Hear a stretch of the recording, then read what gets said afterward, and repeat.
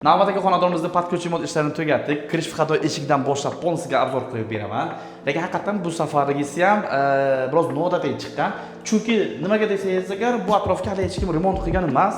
Hali tashqaridan hozir obzorni ko'rsataman. Hali birinchilardan bo'lib remont ishlarini boshladik. Kirish xato eshigida chap qo'lda polni garderobni qilib berganmiz. Narsalarni qo'yish uchun ham joy. Bu yerda bo'lsa agar pol mashaqanga shkaf. Buni yaxshi tarafi qanaqa? Ichkarida birdan shetni ham joylashtirib berganmiz. Yopib qo'ysa agar shunchaki oyna turibdi bo'ldi.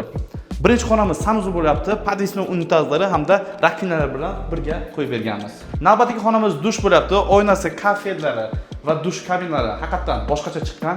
Juda o'zimga ham manzur bo'ldi. Koridor qismiga alohida baho berib ketasizlar. Vzrostli spalni bilan tanishtirib o'taman. Bu yerda bizlarga ikkita vzrostli spalni bor, detskiy spalni yo'q. Ikkasi ham vzrostli spalni. Haqiqatan biroz o'zgacha chiqqan. Biroz cho'mliroq rang, lekin noodatiy bir qanaqadir bagatstvo berib turibdi. Zal qismimiz lekin juda ham hashamatli chiqqan. Har doim aytaman, zalga, koridorga maksimum ochiqroq rangdan foydalansalaringiz agar juda chiroyli chiqadi deb. Mana shu yerga maksimum ochiq rangdan foydalanganmiz.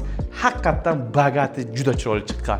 Fikrlaringizni kommentariyga yozib qoldiring. Birdan o'ngacha baholab ketish esdan chiqmasin. Kuxna qismimiz lekin eng o'zimga yoqqan xonlardan biri bo'ldi.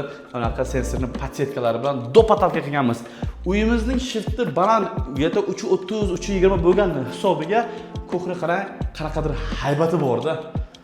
Matfi ranglardan foydalanganmiz. Tepasiga rover berilgan, pastiga bo'lsa agar hamlaqangi profil ishlatganmiz. Haqiqatan juda chiroyli chiqqan. O'zimga juda yoqdi.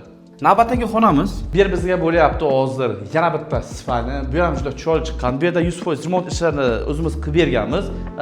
Parda, gilamlar bo'lsa, u egalarni o'zlari olishgan. Bu ham o'zimga juda yoqdi.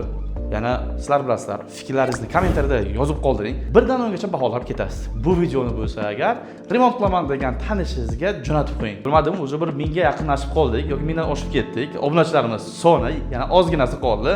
Obuna bo'lib qo'yish o'shaning uchun esdan chiqmasin. Bizlar ijoddan to'xtamaymiz. Salomat bo'ling.